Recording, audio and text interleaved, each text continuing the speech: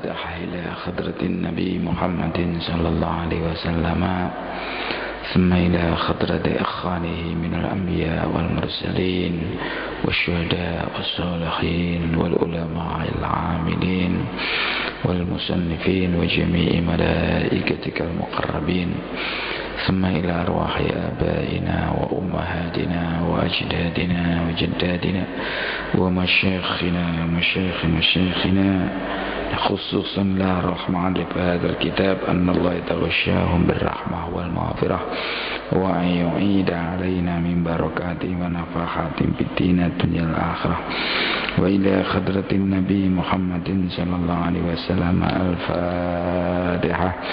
أعوذ بالله من الشيطان الرجيم. بسم الله الرحمن الرحيم. الحمد لله رب العالمين الرحمن الرحيم مالك يوم الدين إياك نعبد وإياك نستعين اهدنا الصراط المستقيم صراط الذين أنعمت عليهم غير المغضوب عليهم ولا الضالين آمين. بسم الله الرحمن الرحيم. الحمد لله رب العالمين وبه نستعين على أمور الدنيا والدين والصلاة والسلام على أشرف الأنبياء والمرسلين سيدنا ومولانا محمد وعلى آله وصحبه أجمعين. أما بعد. Bapak-bapak dan ibu jamaah Masjid Agung Jami' Malang yang dimuliakan oleh Allah Subhanahu wa taala serta para pendengar di rumah yang setia yang juga dimuliakan Allah, pada pagi hari ini mari kita senantiasa memanjatkan syukur, bertasyakur kehadirat Allah Subhanahu wa taala atas limpahan rahmah, hidayah dan inayahnya kepada kita bersama, sehingga kita dapat bersama-sama melaksanakan salat subuh secara berjamaah yang kemudian kita ikuti dengan taklim. Mudah-mudahan ilmu yang kita bicarakan di pagi hari ini benar-benar merupakan ilmu yang nafi, ilmu yang berguna, bermanfaat bagi kehidupan kita bersama dalam rangka menggapai ridho Allah Subhanahu wa taala. Selanjutnya salawat dan salam mudah-mudahan selalu tercurah kepada junjungan kita Nabi Muhammad sallallahu alaihi wasallam, para keluarga, sahabat, pengikut-pengikutnya termasuk kita bersama. Kita sekarang sampai hadis nomor 115. Hadis masih dalam Kitabul Janazah. Saya bacakan. Bismillahirrahmanirrahim. An Abi Sa'id wa Abi Hurairah radhiyallahu anhuma. Hadis nomor 15 ini dari Abi Sa'id dan Abi Hurairah radhiyallahu anhuma. Qala, keduanya mengatakan, qala Rasulullah sallallahu alaihi wasallam, Rasulullah bersabda begini, laqinu mautakum la ilaha illallah, rawahu Muslim wal bar'ah. Laqinu, suruh mentalqin, suruh mengajari ya. Jadi zakiruhu fi hadrati mauni. Jadi jadi laqin, suruh mentalqin orang-orang yang mau meninggal itu dengan la ilaha illallah, dengan kata-kata la ilaha illallah. Bacakan aja. Jadi talqinul muqtadar. Jadi mauta di sini diartikan orang yang hendak meninggal dunia, orang yang sakaratul maut, menjelang mati. Nah ini padahal kalau kita melihat jadi bahasa, mauta itu jamaknya mayitun. Mayitun yang mauta, orang yang sudah mati. Tapi ini ada mengartikan mauta itu orang yang muqtadar, orang yang pada waktu sakaratul maut. Jadi ini talqinul muqtadar bi kalimat tauhid wa syahadah tadzkirun lahu. Ini jadi kita mengajari orang yang sedang muqtadar itu dengan kalimat tauhid, yaitu la ilaha illallah, dan kalimat syahadat itu pengingat kepada mereka.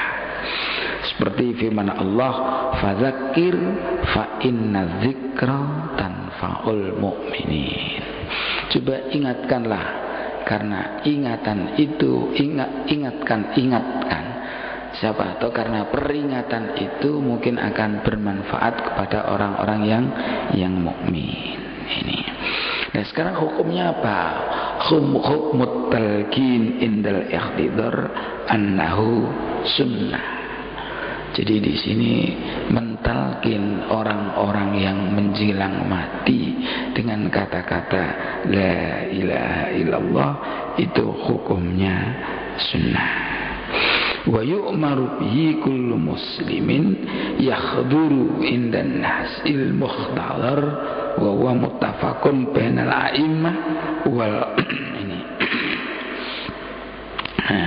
Dan setiap orang mukmin ini diperintahkan ketika kita mengunjungi orang yang mau meninggal dunia.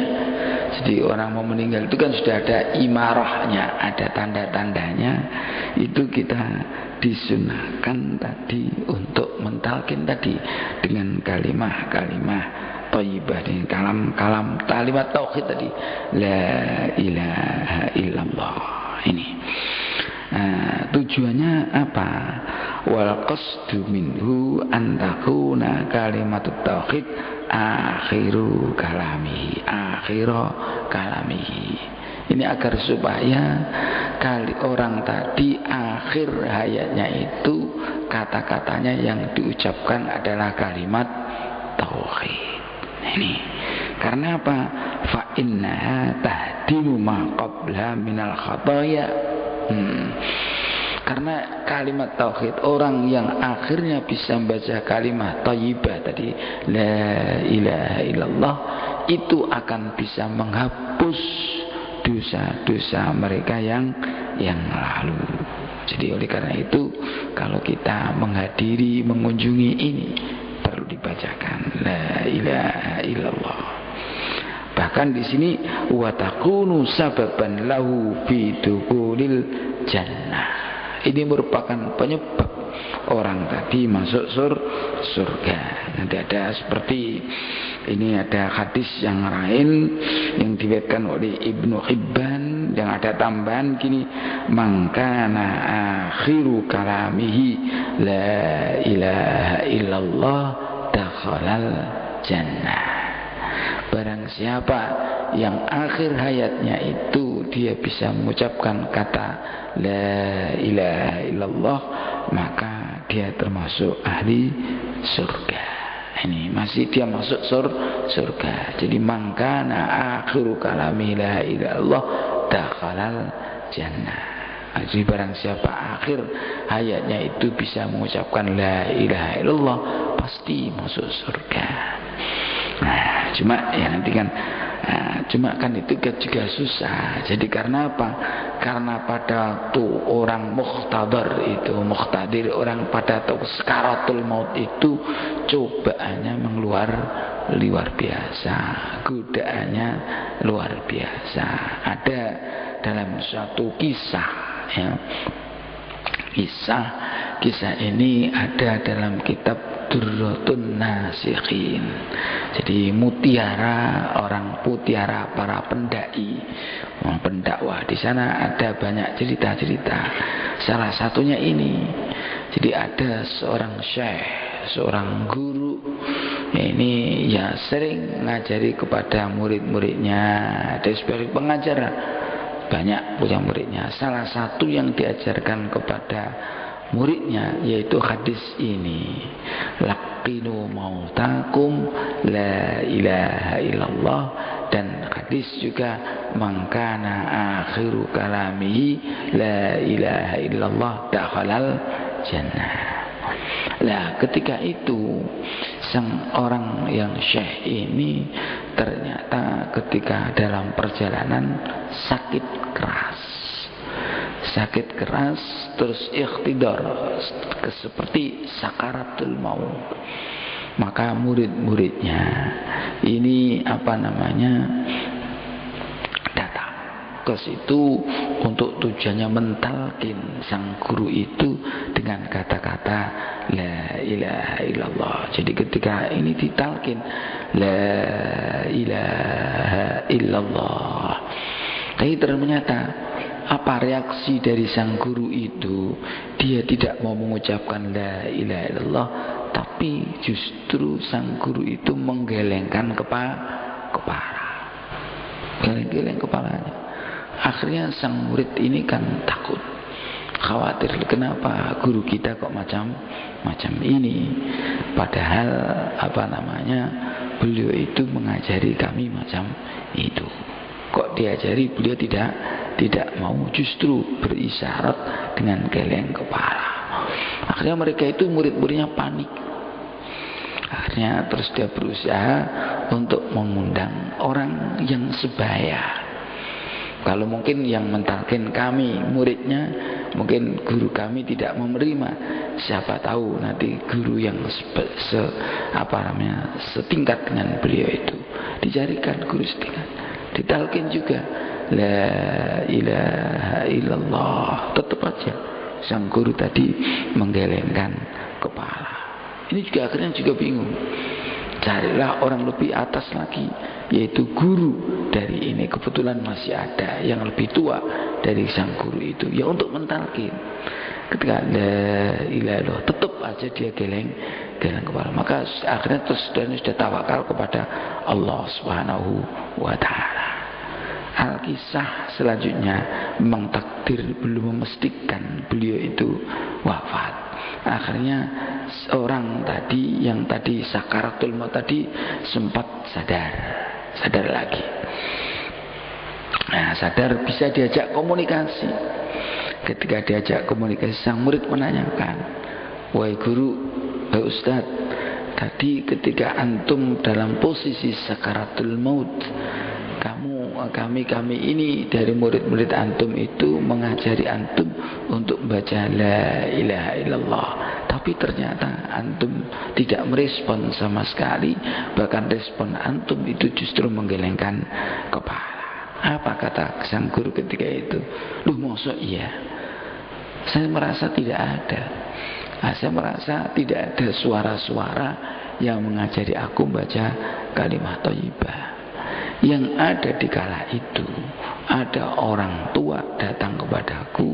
Ya, orang tua itu rambutnya sudah putih, jenggotnya sudah putih, pakai juga serban putih.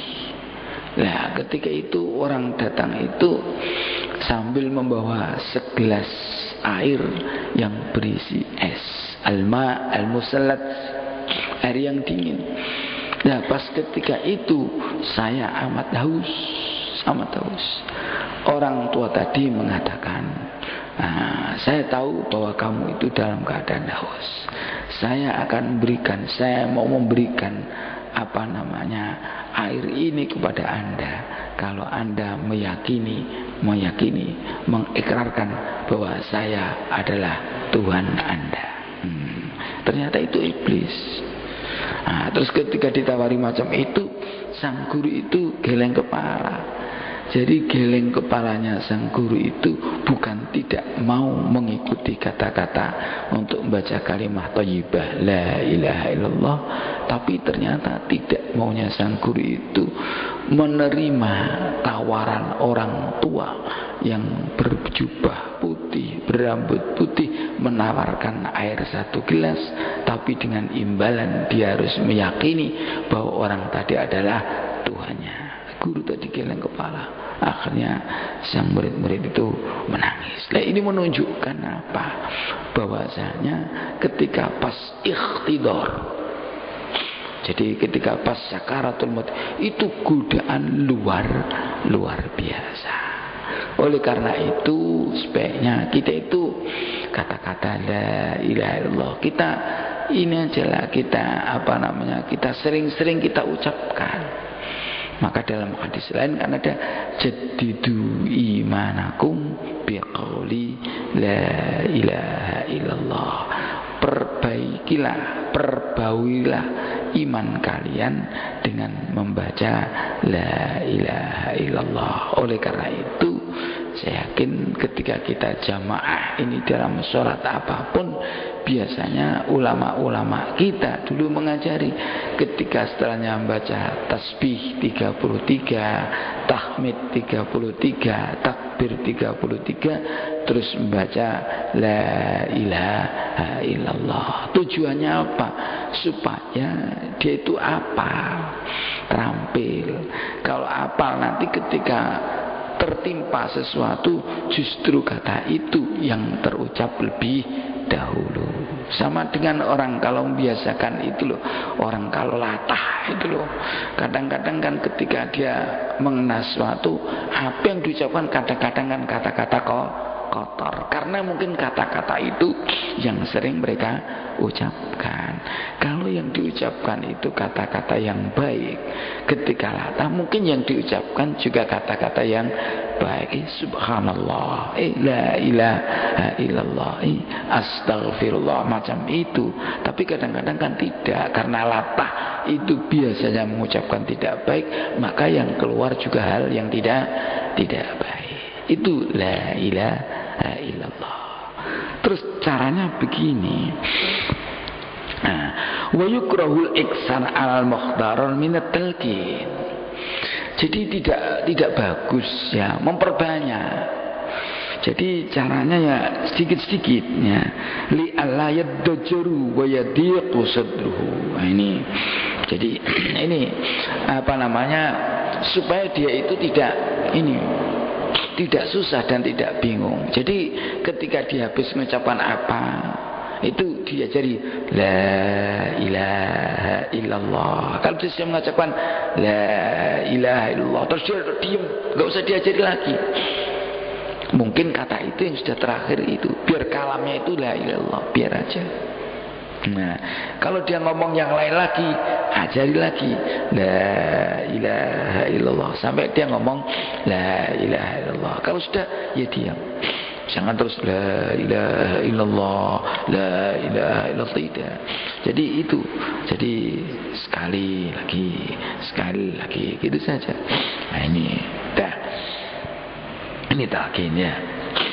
Wa amma talqin ba'da dafni ala qabr. Ini adapun talqin yang dilakukan orang-orang setelahnya orang itu dimakamkan. Ini fadzalika mukhtalaf. Ini mukhtalaf. Ada mengatakan iya, ada mengatakan tidak usah.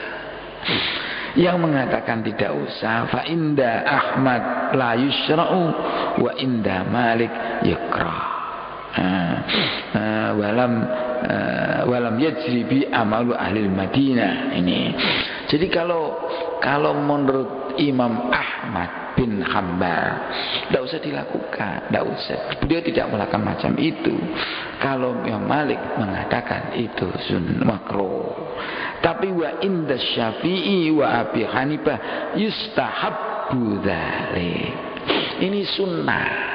Jadi menurut Imam Syafi'i dan Imam Abu Hanifah, dua ulama ini mengatakan sunnah. Itulah mungkin yang diikuti oleh ulama-ulama kita, ulama-ulama Indonesia. Kenapa kok begitu? Karena ulama-ulama di Indonesia, bangsa kita ini kebanyakan itu bermadzhab Syafi'i. Kenapa kok bermadzhab Syafi'i? Ya karena dai-nya, duatnya dulu yang menyebarkan agama Islam ke Indonesia itu kebetulan mereka bermadzhab Syafi'i. Jadi kita ini maka banyak yang mengikuti mazhab Syafi'i. Apa keliru? Ya tidak. Nah, ya tidak, karena Imam Syafi'i juga punya berdasarkannya juga Al-Quran juga Al-Hadis. Jadi seperti di Indonesia, Malaysia, Brunei, bahkan Brunei Darussalam itu mengikrarkan agama resmi negara itu agama Islam dengan mazhab Syafi'i.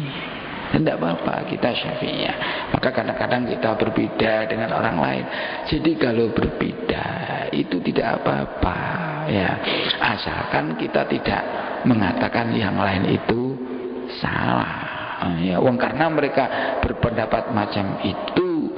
Kalau memang perbedaan loh, ini dia punya dasar. Kecuali kalau penyimpangan, berbeda dengan menyimpang. Kalau menyimpang itu memang tidak di dalam ajaran agama. Contoh penyimpangan ini, kalau rukun Islam itu kan ada 5 ya, syahadat, sholat, zakat, puasa, dan haji. Syahadatnya juga macam itu, asyhadu alla ilaha illallah wa asyhadu anna muhammadar rasulullah. Hanya ini, tidak ada Tuhan selain Allah dan Muhammad Rasulullah, tidak ada tambahannya. Ini sudah mutafak. Kalau kok ditambahi keyakinan yang lain, itu bukan berbeda, itu namanya menyimpang. Salah itu. Beda kalau perbedaan. Sholat itu sama. Ya, sholat zuhur sama-sama 4 rakaat. Sholat zuhur sama-sama orang baca Fatihah. Betul-betul.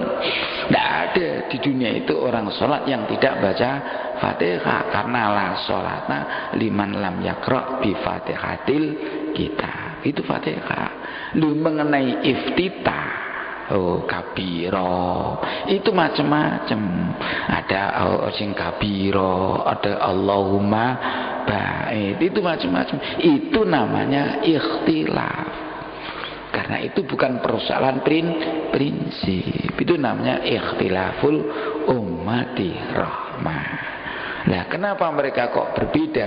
Karena mungkin sahabat itu kan banyak.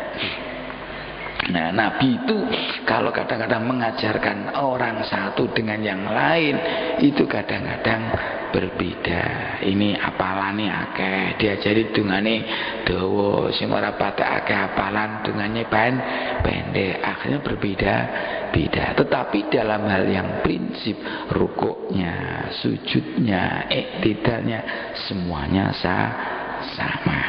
Ini gitu, karena itu tidak apa-apa. Jadi kalau kita mengikuti Syafi'iyah, wa inda Syafi'iyah wa Abi Hanifah yustahabbu dzalik. Belum mengatakan liwurudi ahadis dhaifah fihi ka hadisi Abi Umamah radhiyallahu anhu. Karena ada hadis yang dhaif. Hadis dhaif itu masih bagus wong hadis. Hadis itu kan katanya kata Nabi. Dhaif itu biasanya dari 2 aspek. Mungkin dari aspek teksnya, mungkin aspek perawinya. Ya, sing riwayatnya orang yang ngomong. Nah, karena dulu ada peneliti yang ngomong, yang meriwayatkan itu mungkin orangnya tidak begitu dobi, tidak punya ini, ya orang biasa lah. Tapi kan orang biasa ngomong kan mungkin benar, mungkin salah, masih ada kemungkinan. Kalau menurut saya daripada kata-kata orang, ya lebih baik hadis dhaif itu, walaupun dhaif tapi masih hadis, masih ada kemungkinan dari Nabi. Kalau kaul orang, pendapat si A itu jelas tidak dari Nabi yang ngomong, ya si A itu. Tapi kalau hadis kan masih ada kemungkinan, kecuali lah kalau hadisnya hadis maudhu, itu hadis buatan sendiri. Ya ini kesana ya. Jadi ini kesana. Jadi dhaif lain dengan maudhu. Kalau maudhu itu buatan orang. Sekarang saya ngomong qala Rasulullah pada omongan saya. Itu hadis itu ya maudhu, buatan saya sendiri. Tapi kalau masih dhaif itu masih ada perawinya. Cuma orang yang meriwayatkan sampai Nabi itu mungkin EQ-nya atau posisinya orang biasa-biasa saja. Jadi kita boleh. Jadi itulah yang dilamalkan oleh ulama-ulama kita di Indonesia. Jadi fikul hadis di sini at-targhib fi iksari dzikri la ilaha illallah. Ini targhib fi iksar, itu dianjurkan untuk memperbanyak mengucapkan kata la ilaha illallah, memperbanyak. Mau nek mantun salat minimal ping 1, saya itu kapan saja. La siyama indal muhtadar, terutama ketika kita mengunjungi orang yang sekedar sakaratul maut. Alasannya apa? Fa inna dzalika sababun lis-sa'adah al-abadiyah. Ini merupakan penyebab orang itu bahagia selamanya, yang tabid.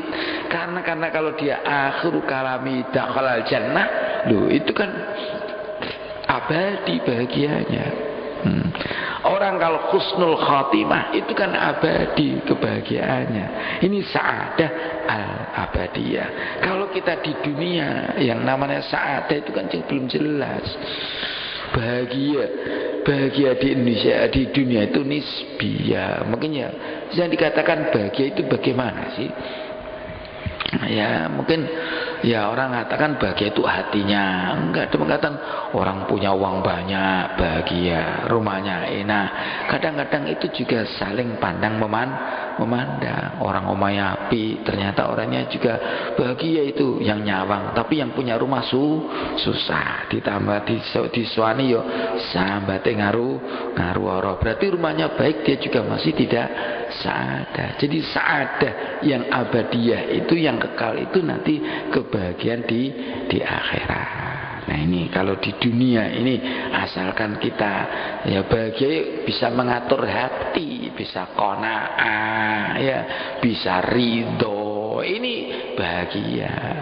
Di hati itu kalau bisa dan rimo, qadha dan takdirnya Allah. Jadi menghadapi dunia ini ya bagus saja dia dengan dengan optimis, dengan dengan husnudzon kepada Allah. Jadi akhirnya juga dia bahagia. Oke. Ini mauta ghairul muslimin. Ini sekarang beda. Jadi mautakum itu mauta orang yang mau mati yang dia itu muslim. Nah, sekarang mauta yang ghairul muslimin, orang yang mati yang tidak Islam, itu layul qanuna at-talqin. Dia tidak diajari dengan talqin tadi al-madhkur, tidak diajari la ilaha illallah, bal yu'maruna bil Islam. Tapi yang baik dia diajari suruh baca syahadat. Kan maca syahadat, asyhadu alla ilaha illallah wa asyhadu anna muhammadar rasulullah. Disuruh pentalkin syahadat. Jangan suruh mengucap la ilaha illallah.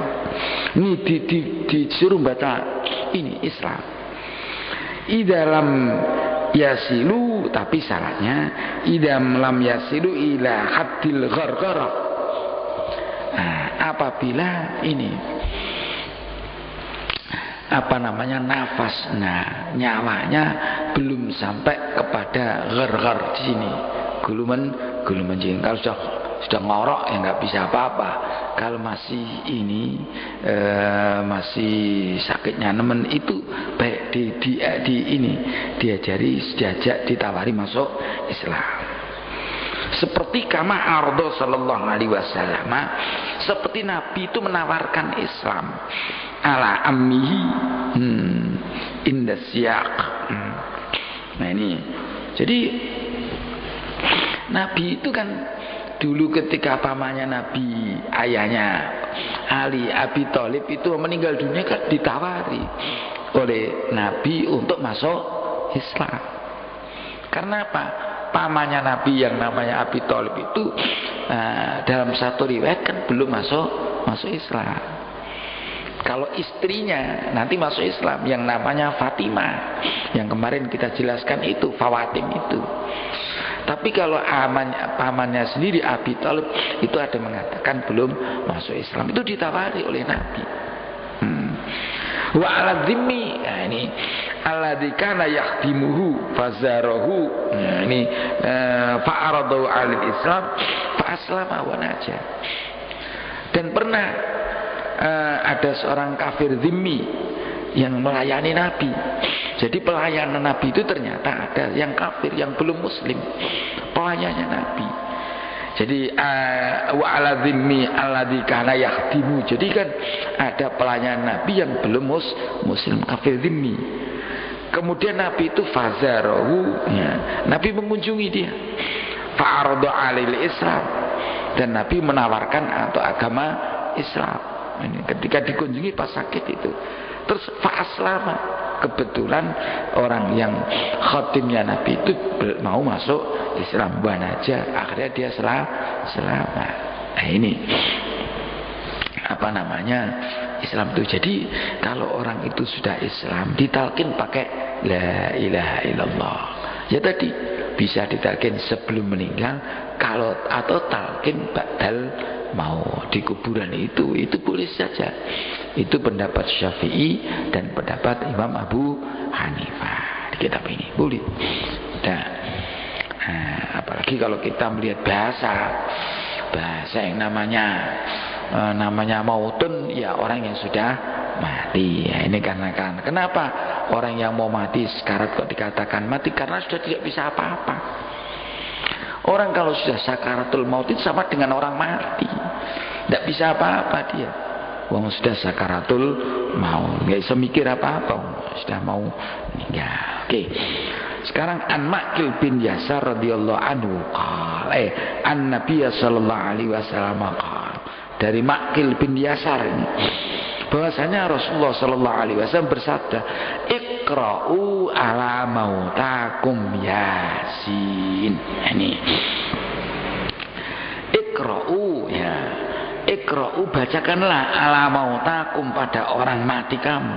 Ini juga sama. Jadi orang mati ini orang yang mati atau orang yang ini Yasin, surat Yasin. Ini dalam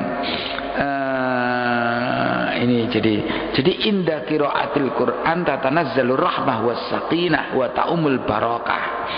Al-qari' wa man ma'ahu. Ini jadi ini kan hadis itu. Jadi kalau memang ada suatu ini apa namanya majelis diru banyak zikir. Nah, ini kan khafatumul malaikah wa nazalat alim rahmah. Itu kan ya, itu kan di situ kalau ada banyak rahmat turun di sana.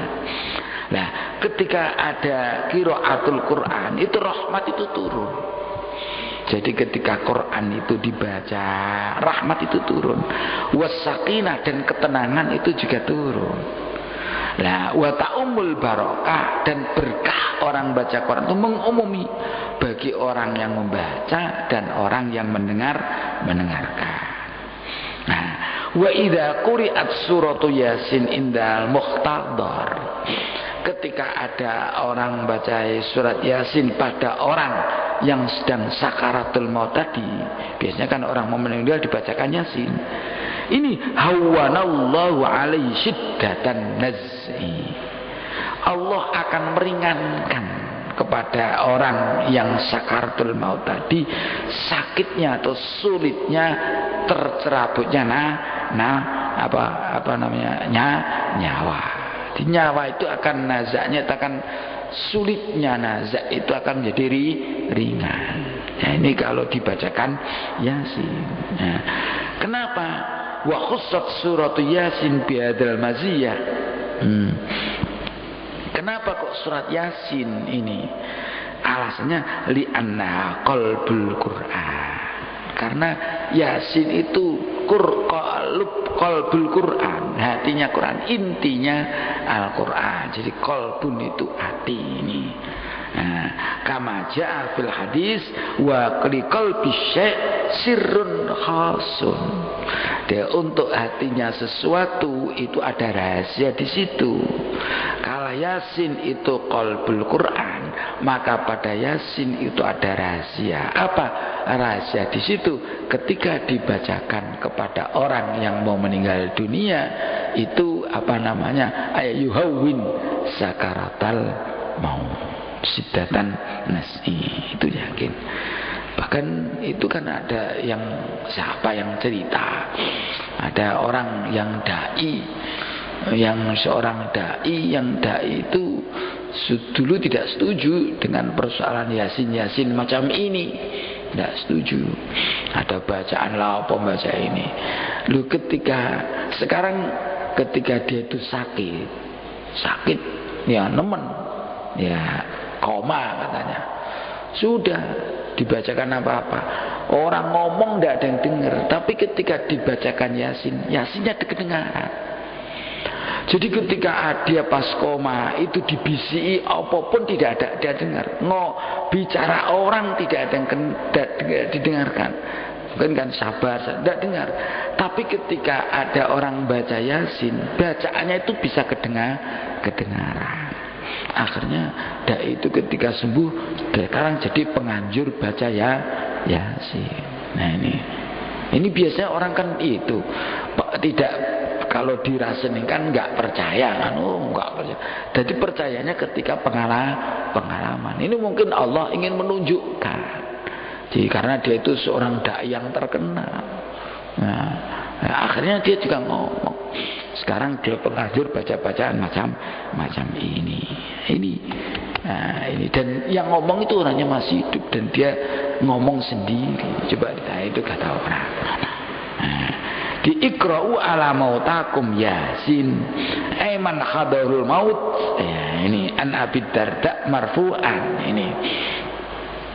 Jadi orang yang mau meninggal ini, dalam ini ada hadis lagi, ma min mayyitin tuqra'u ali Yasin illa hawwanallahu alaihi.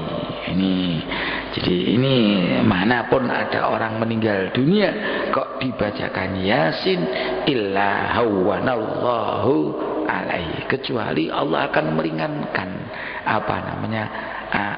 dia itu tadi.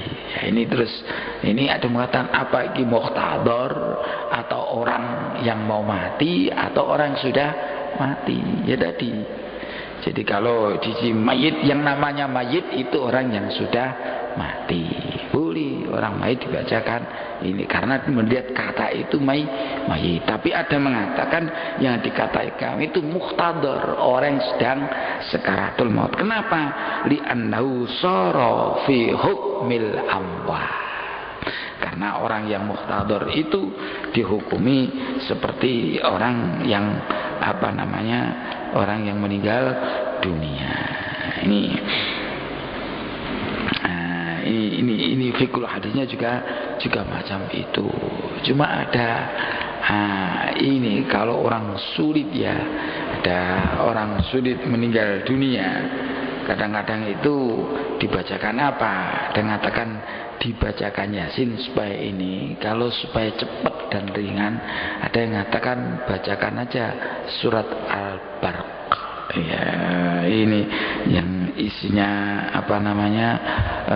isinya barq itu seperti beledek itu. Nah, ini insyaallah akan cepat, ya cepat meninggal dunia. Ini memang mujarab. Ya, saya pernah atau kebetulan tidak tahu juga, ada orang yang tidak pernah sholat, tidak pernah macam-macam. Ya, ketika sakaratul maut itu undang anak-anak langgar, dulu anak langgaran kami itu, tinggalnya di langgar, suruh bacakan Yasin 2 kali ya, hari pertama enggak, tetap aja sakarnya lama, kelihatannya lama dia. Nah, terus hari berikutnya sudahlah, ada yang suruh baca, ada yang baca surat ini Al-Barq ini, surat Ar-Ra'd. Nah, ketika semuanya yang lain baca Yasin, ya ada yang satu baca surat Ar-Ra'd. Nah, tidak selang beberapa lama orang itu meninggal dunia. Ya Allah, husnul khatimah atau tidak, wallahu alam. Yang mudah-mudahan dia meninggal baik. Tapi yang jelas orang itu ya kita juga dakwah ya, karena akhirnya sekarang anak-anaknya masih mau kelanggar, orang-orang tuanya tidak. Jadi ya begitu. Jadi karena kita bacakan Yasin, kita terus akhirnya kan dia simpati, walaupun dia tidak, anaknya sekarang mau kelanggar, mau sholat, dan jadi muslimnya jadi, saya kira jadi bagus, kegiatan-kegiatan Islam jadi ikut. Kalau orang tuanya tidak, dulu tidak. Tapi mudah-mudahan lah, siapa tahu dia juga muslim dan meninggalnya baik. Itu Yasin ya.